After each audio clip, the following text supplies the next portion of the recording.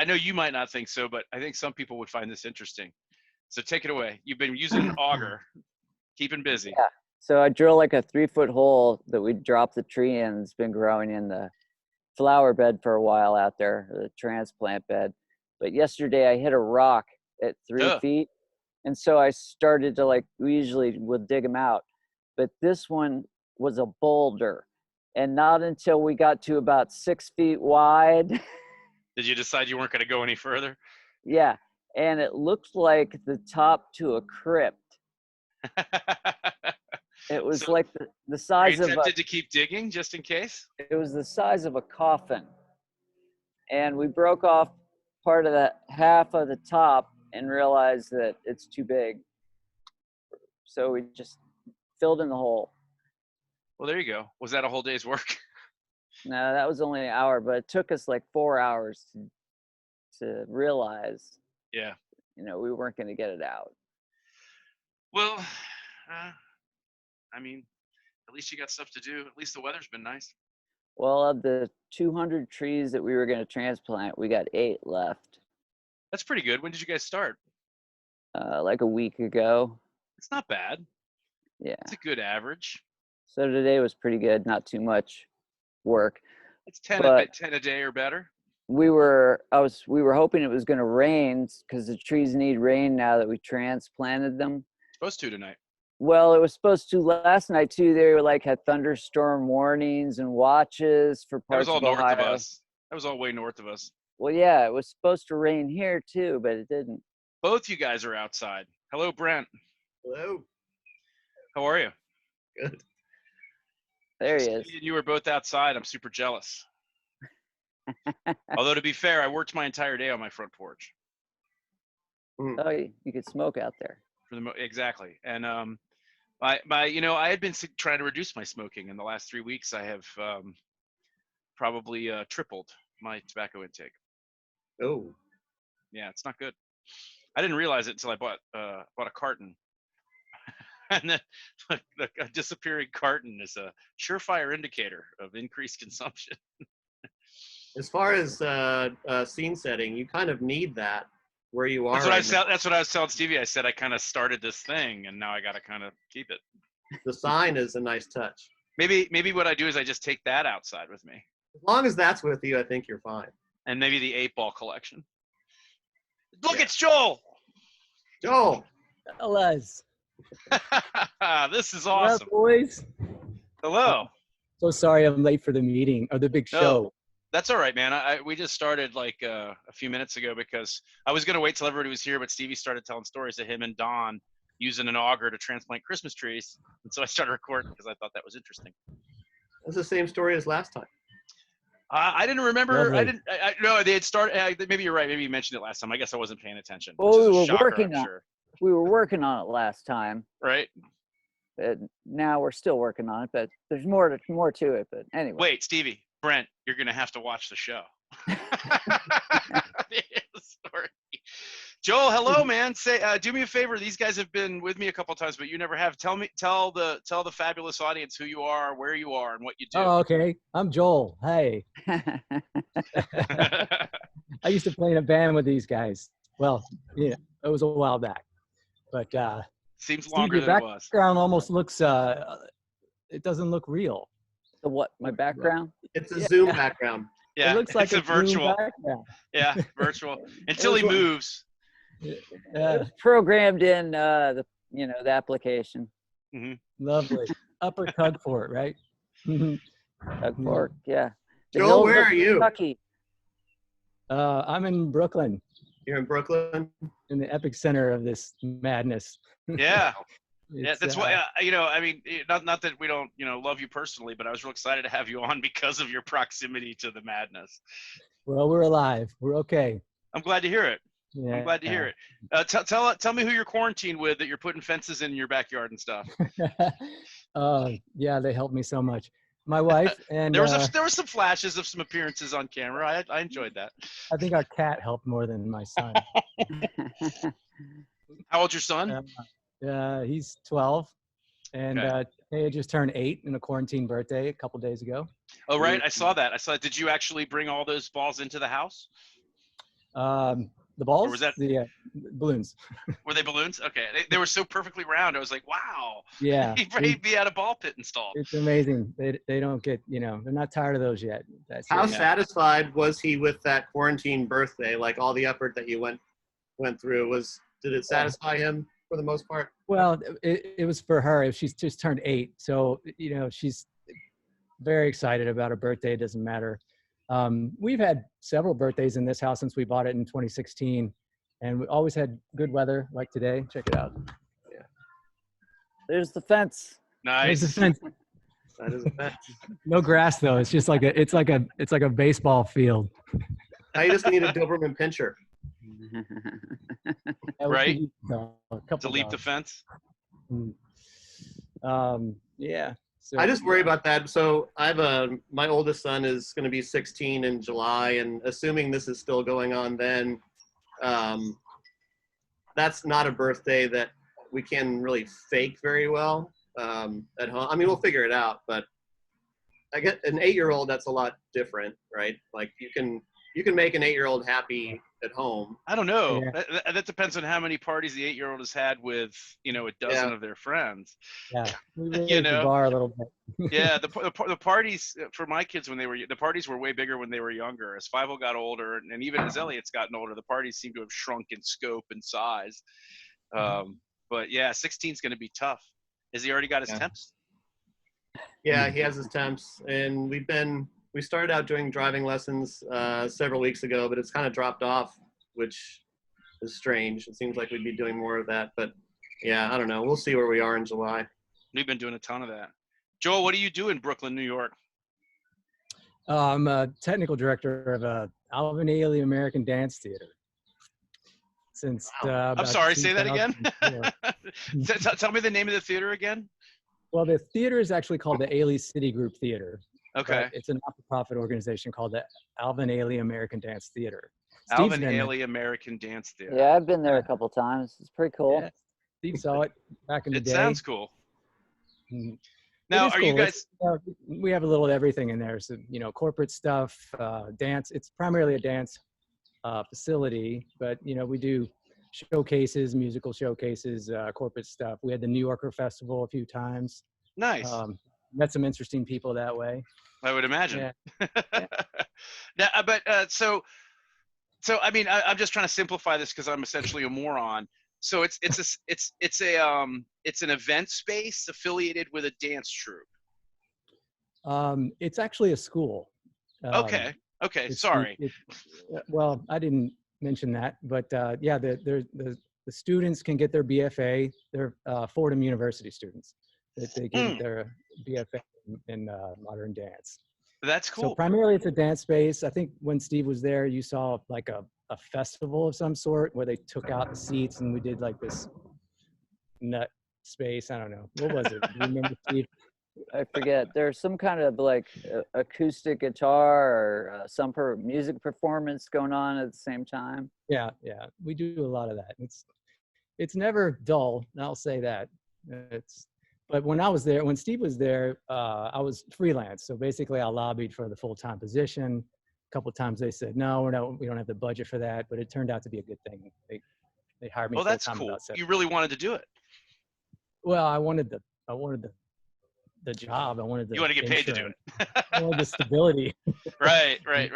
Yeah. And the space called for it. They needed a full-time staffer, and we actually needed another one. But did you hire somebody? Well, I hired the freelance staff. So I booked the space. I mix the shows, some of them, and then when I have my days off, I get someone else in there to do my job. Nice. Didn't you buy a console? We did. We're still using an analog console. It's a Midas Verona 32 channel. You were like getting ready to buy one or something at one point, weren't you? You were looking around for a digital one? We'd like to, but it's nice because anybody can mix on an analog console. Well, I hope so, but you'd be surprised. Yeah, not me. Yeah, you're right. But we don't really have the money. I mean, what's a good Digico board cost at that range with 32 inputs or more? Because we don't always have the capacity to mix the shows that come in. Sometimes there's people come in with like 40 channels and they need all wireless and to put their musical showcase on, but, you know. And you're like, we only have 12 channels. Right. Or Yeah, we don't have a lot of wireless, you know. They have to bring that in if they want to do those big productions. Well, tell me a little bit about how the last 3 weeks affected you personally and that school. And It might have been longer than 3 weeks where you are. Yeah, it might have been the last 4 or 5 weeks now, right? I always think in terms of how long I've been locked down because I'm a selfish prick. But yeah, so I mean, tell me how this all shook out for you. You know, we're all in this together. It's coming your way, man. Oh, it's here. Oh, it's here. We just haven't. Yeah. We just haven't reached your heights of. Quite the numbers. Right. I mean, our last show was middle of March. Okay. And, like Friday the 13th or something. Yeah, I think it was Friday the 13th. We had a show, very small audience. They knew they had to sit apart from each other to keep a safe distance. Mm-hmm. You know, I was behind the sound console wearing a N95 mask. Right. Really? Right. Looking like you were getting ready to sand some drywall. Yeah. I mean, luckily I had a couple of those masks already. From sand and drywall? No, when we bought the house, we had like an asbestos pipe. I was like, I'm not right. fucking around with that. You know. We weren't wearing masks at that point. I had like 3 gigs lined up that the 15th and one after another they canceled. Right. Yeah. No masks though. Well, nobody really started wearing masks around here until like the last week or so when Fauci actually started saying these airborne particles are something to think about. Yeah. And not everybody is. Okay, you don't need it. What are you guys doing day to day right now? Are you just, I mean, I imagine just staying in touch and planning for events maybe in the summer or fall, or what's your day to day like? I mean, I'm lucky I still have a job. We've been reaching out to other theaters, finding out how it's affected them, what their plans are, when they plan on rebooking facilities. We're actually optimistically booking in the early August, September, but it's not going to happen. You know, it'll probably be more like October before we. You're the second person to say that just in this conversation. I think it was Brent that said that August or September is wishful thinking or super optimistic. Yeah, they're still falling out. You know, we're canceling left and right, refunding. Yeah. Well, nobody knows exactly how this is all going to shake out. I mean, even after there's a definitive peak, which obviously we won't know until we've passed it, and it's going to be different places.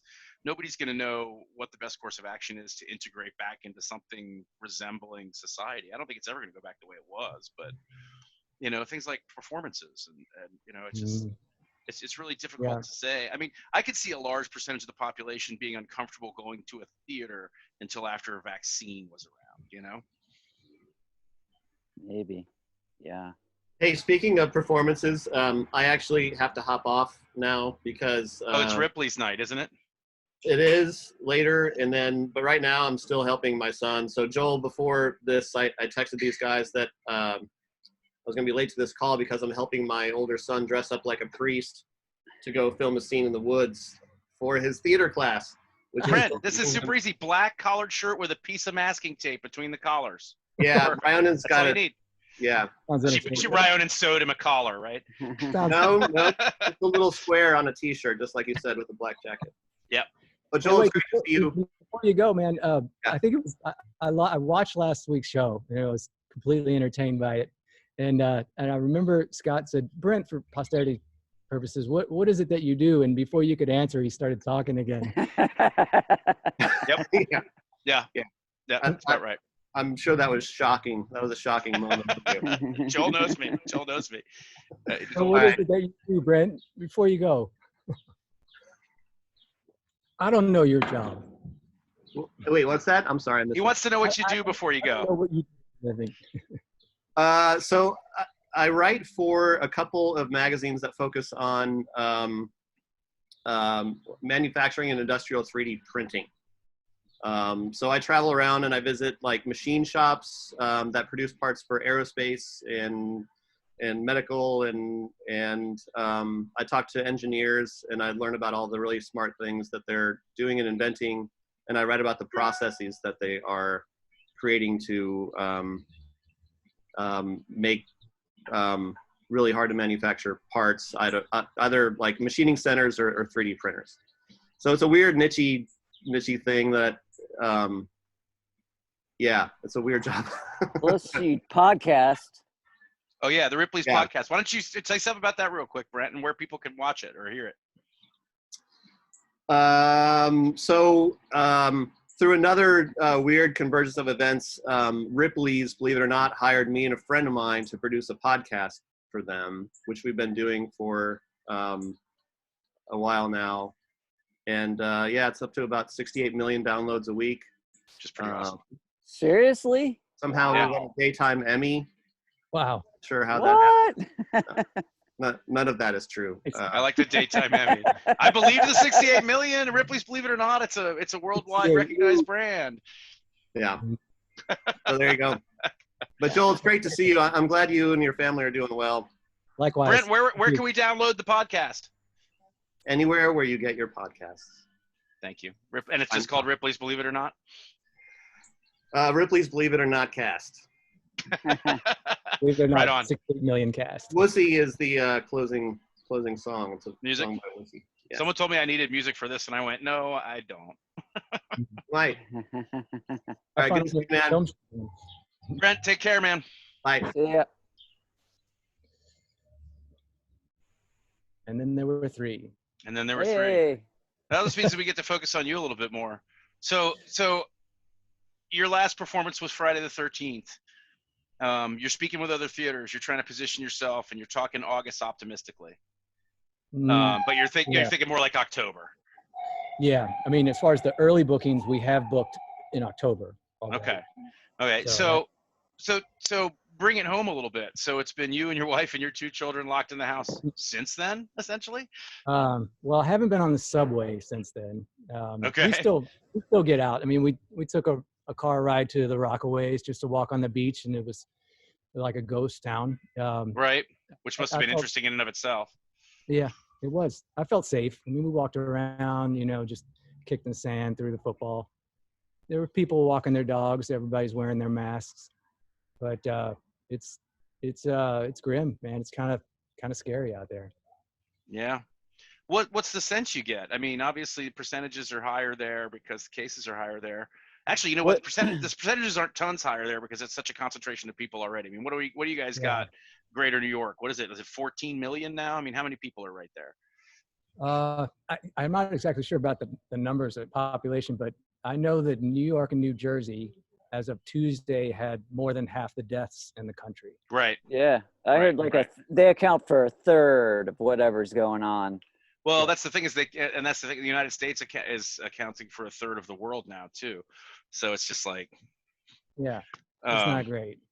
No, it's not great. I saw a graph of the countries that wear masks, the flattening of the curve, as they say, it's proven. They're smarter. They know how to wear masks. They know how to protect themselves. And countries like Spain and Italy didn't wear masks. And the United States, they don't wear masks. But now they're figuring it out. I mean, I think some of the credit being given to the Far East is like cultural. I mean, people in Japan, parts of China, Korea, Vietnam, the Philippines even, a lot of people in those countries were very serious about germophobia anyway, and they've been wearing masks for the last decade. Yeah, they're already wearing masks. They were already in a position where they were like, "We told you," Yeah. We see them on the subway. Now, do you guys wear masks? Do you and the whole family, your little girl, your boy, you guys go out, you wear masks? Yes. Do you even to like Rockaway Beach? You're wearing masks? Yeah. Really? If we get in the car and we get out of the car somewhere, we got them on. At this point, I mean, I went to Home Depot and Lowe's to buy all this. I had my N95. I had rubber gloves. One time, I actually wore goggles because people just make you uncomfortable. And I like people. You like to feel social, but now I look at them kind of like they're the enemy. Right. I don't want to be close. That's the thing is the impact of the virus itself, all terrible as it might be, isn't going to be as far reaching or as strong as just the impact on society and the human race as a whole, both economically, psychologically. There's a lot of things that are going to have to change by people, by the way people think, Mm-hmm. and it's just strange. It's a strange time. I'm the point person. When we need something at our house, I got to go get it. Christina doesn't want to go in any stores. She doesn't want the kids going in any stores, mask, gloves, whatever. She doesn't want anybody doing it. I'm the point person. I got to go. And anything I bring back from the store has to go through a disinfecting process from the car to the driveway to the porch to the house. Wow. But I don't. You're it smarter than most people are doing. The fact that you're washing it before you bring it into the house. Well, honestly, Joel, I'm only doing that at her insistence. I don't go out and, I wash my hands real good before I leave. There's a thing of Clorox wipes in the car, sure, but I use them very minimally. But I go into these places and I'm not licking anybody. And I might bring a Clorox wipe in my pocket if there's a touch screen on the self-checkout, but I'm not wearing a mask. I'm coming home and washing up and I don't know. I don't know. Maybe I'm a bastard. I mean, there's a woman 3 doors down from me that died of the coronavirus. She was a grandmother and she raised 2 young children who are friends of our kids here. It's terrible. And I think she was in her 80s. Her husband is positive and I don't know his condition, but I think he's in the hospital. But, it's too close to home, man. I mean, yeah, no, I understand. I understand completely. And I hope nobody thinks what I'm doing is irresponsible to other people. That's the thing is I can't shake. I'm so arrogant. I can't shake the idea that I'm only gambling with myself. You know what I mean? And it's really, in all honesty, it's really not the case. So thanks a lot, Joel. Now I'm going to be wearing the mask and gloves next time I go out. You better, man. You bring it home. You got children too. That's true. I'm more concerned about other people. I mean, my kids piss me off so much. I mean, it's almost to the point now where I'm kidding, obviously. You got it made there, though, man. That's the place to be in a farm right now. That's Stevie. No kidding. I don't see anybody all day. I don't see anybody. Nobody's out here. No, well, I mean, my guess is if you got out some binoculars, you might catch somebody on a distant hill. Well, I got a telescope. Do you really? Yeah. Oh. I saw the space station. It flew right over me yesterday. I forgot about that. There's apparently 2 nights this week where space station viewing is going to be particularly good, and a lot of people were Facebooking raves about it. It was the first through the 6th. There were 6 days in a row. It took me 6 days to find it because of the clouds, and the first night I didn't know what I was looking for. It was pretty cool. If it makes you feel any better, I knew about it and missed it altogether. Yeah, I can see that. Of course you can. How's your dad, Steve? He's good. He broke his foot in December, so that's what prompted me coming out here, and I just kind of moved in and have been helping him do stuff ever since, because now the grass is starting to grow and we were transplanting trees. I mean, there's always something that needs to be done, so it's not like there you go. I'm going to sit around and watch TV. Yeah. Are you the one going to the grocery store to feed the family? At first, but he's recovered now. He's got the cast off. So he can go out and take care of himself too? Yeah.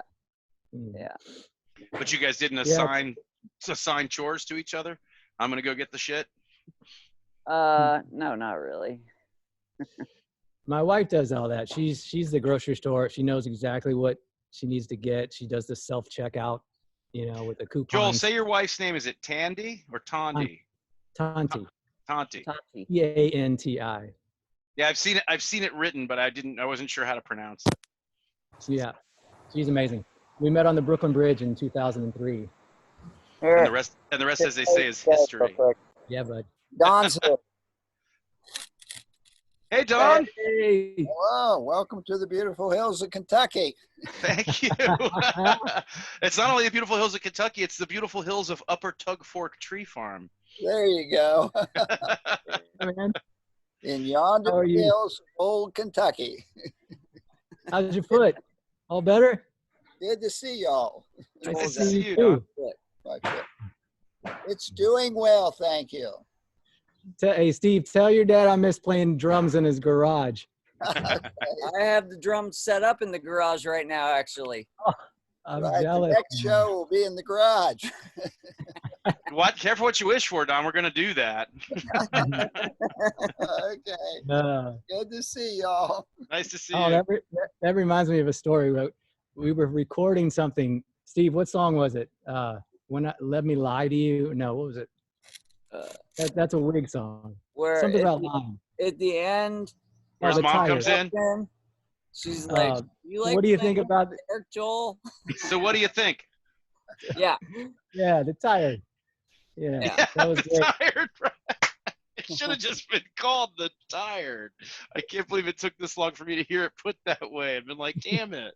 Yeah, we put my Gretsch drums in there. We recorded, and I You had like the playing in the lights dark, down. Joel? She asked me. She said, "Can you play a beat that sounds like a horse galloping?" I said, "Maybe." I gave it a shot. I don't think she liked what I did.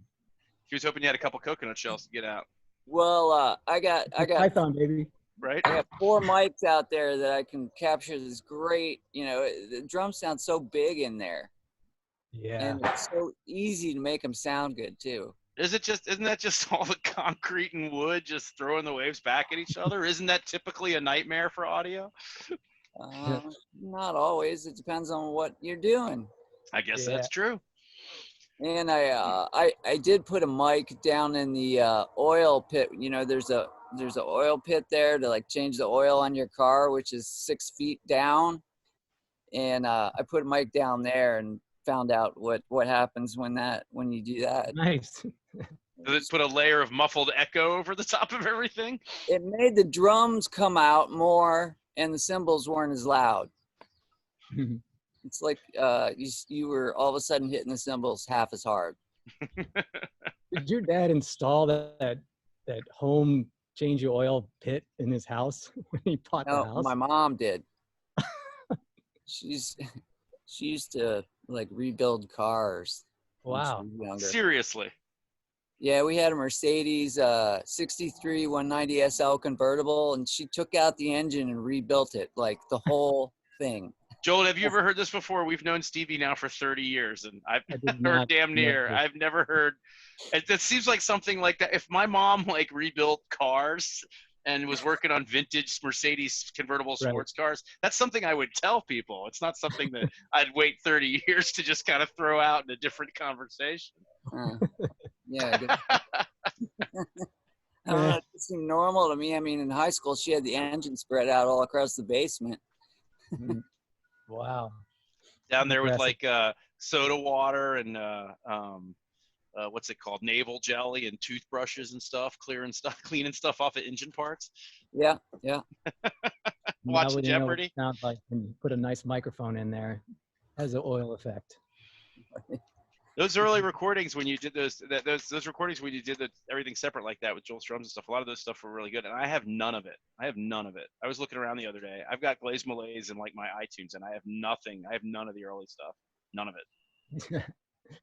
Well, Glaze Malaise was when I was on my way out, man. That was Unfortunately, that's true. We were that all was that was when we were throwing each other's instruments off the stage at Suzy Malone's after this bad show. Yes.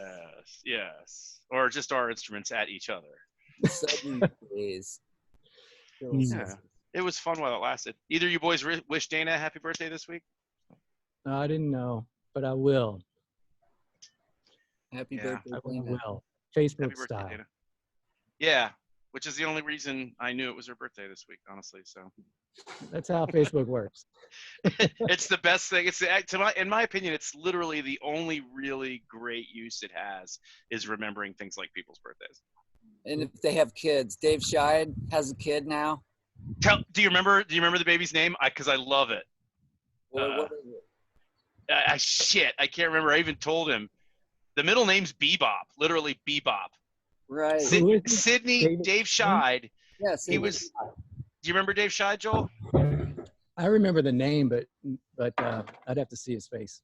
I think it's Sydney Bebop is the baby's name. Sydney Bebop Scheid. And I actually commented on it that it was one of the greatest names I'd ever heard. It's a lot of pressure with a name like Sydney Bebop. You better do something with your life that's interesting and creative. Joel, he's the one who got me that gig with Interpol. I toured with them for a couple months. Did he work with Ultra Suede Curly? Is that the guy that remastered things? No, No, that's Dave. Dave Davis. May he rest in peace. Davis. Dave Scheid, he was a tour manager. Yeah. Oh, okay. And he got you the gig with Interpol.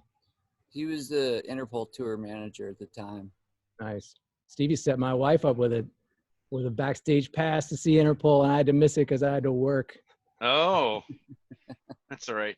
That's one of those Yeah. bands that I sort of like, but don't understand what everyone else liked. most Hey about. Joel, did you see that John Prine died from virus complications?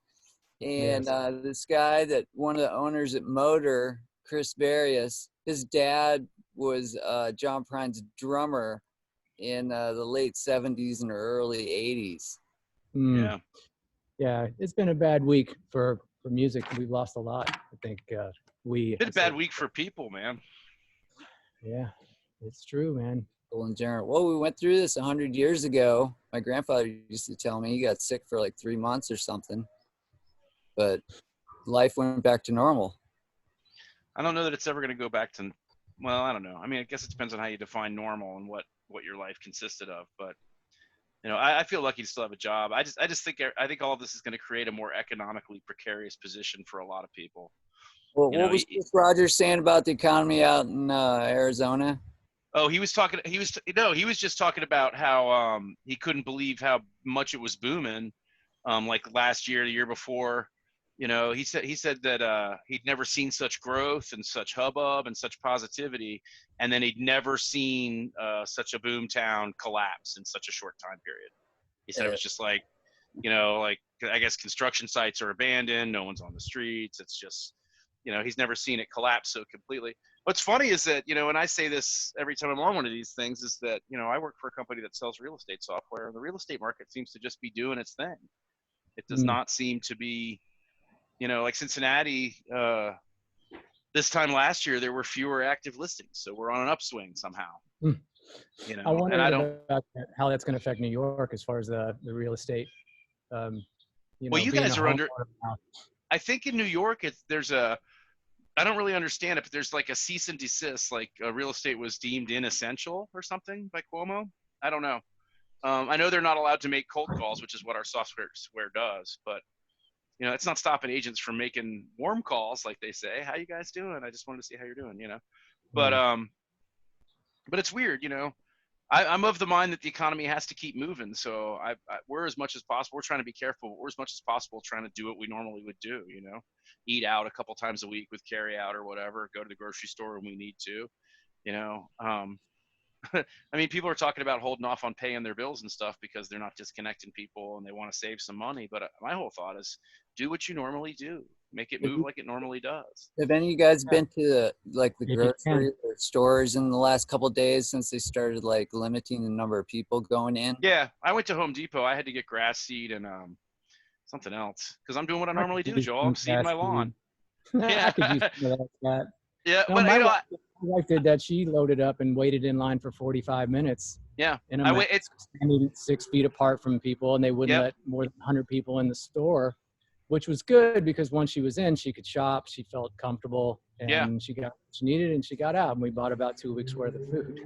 Yeah, well, that's what we my wife and I actually dropped it to more frequent, smaller size trips, and we try and go super early in the morning when nobody else is there. That's the way to do it. You got to get there early. I personally don't want to do frequent trips. We can get it all at one time and get it 2 weeks. We got a freezer in the garage, and we got typical capacity in the kitchen, but there's things that we unexpectedly go through anyway, and so we've kind of got a pretty good system in place. We'll see how it weathers. I'm assuming you'll come back on and talk to us again through the course of this nightmare. Sure, man, it's fun. I've been doing a lot of this. I had a conference call with all my softball friends that play in Brooklyn. Awesome. Like 70 guys all at once. It was kind of hard to get a word in. 70. What? 70? So it's a whole league. So what you had was the entire league on? Yeah, and it's really it's crazy about teenagers to people in their late 70s, and we all play softball together. It's a beer league, right? How many teams is it? Well, on average, about 25 guys show up every Sunday and play. So if you're late, you're not going to get in. Oh, right on. So it's not even an organized league. It's just a club kind of thing where you guys get together and put on a game against whoever. Right. Literally, Offensive and do you guys team, literally umpire. pick teams like you used to in high school and stuff? Yeah, I mean, a couple captains know who they want and who they don't want on the team. But So it Steve, is speaking of just like baseball, man, there's going to be a season, right? It's going to all happen in Arizona, and they're going to play in a bubble, and That's not going to it's going happen. to be a pennant race. That is not going to happen. Oh, Hear me now. Believe me now. April 8th, USA. The all sounds like baseball, one place. Not going to happen. It sounds like a complete waste of money. Not for a long time anyway. I think what they'll do is and baseball makes the most sense, right? Because it's a giant facility. And I mean, actually, now that I say that, it might not make the most sense because it's a giant facility. But I was going to say that they would initially start trying to play games for TV, with no fans. Don't sell any tickets. Yeah. Kind of start a season for the point of records and getting people in shape and stuff, and then maybe move to a limited seating model, and then you know what I mean. I don't think any of the major sports leagues, and this goes back to what I was saying about the economic impact. I don't think any of the major sports leagues can afford to forego an entire year of revenue. I just don't. Yeah, but this one they were actually saying that everybody has to be negative, and they all move to this community and they play. Every team is in, I forgot the name of the town, Camelback Ranch, Arizona, I think, something like that. It's one of the spring training hubs. Right. And they're going to stay apart. They sit in the stands, and because it's baseball, they're not going to have an umpire, right? A digital umpire. Well, that's been going that way anyway. Haven't you noticed? I mean, there's been a lot of talk about that. They got it set up. They could put cameras with digital analysis on every base and at home plate and facing the pitcher, and it's going to always be right, versus having to argue a call. I think this is going to help the Reds win a pennant.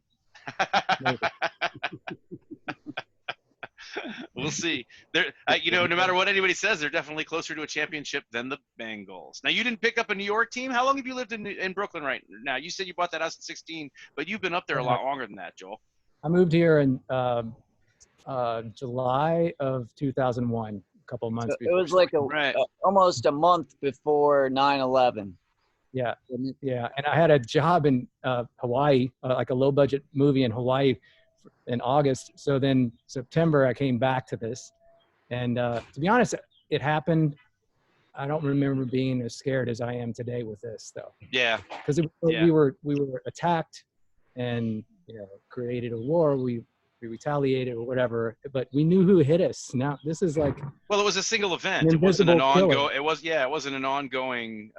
circumstance. It was a single event with an end, or at least that, but yeah, no, I know what you're saying. No, these are weird times. I never thought, this isn't anything I ever considered as far as what might transpire. I mean, but at the same time, it's not really surprising, is it? They said it was coming. We've seen the movies. I know, right? Yeah. I mean, I guess I'm kind of disappointed that it's. I'm not, not that I'm happy that this is happening to anybody, obviously, but it's just, I don't know. There's so many different perspectives on it, and and I just wish more people would accept the circumstance as, what we got to do to, reduce the amount of loss as much as possible, et cetera, instead of bitching and whining and moaning about it all the time. Yeah. Don't worry. I heard Dave Grohl's going to buy toilet paper for the whole country. Did you?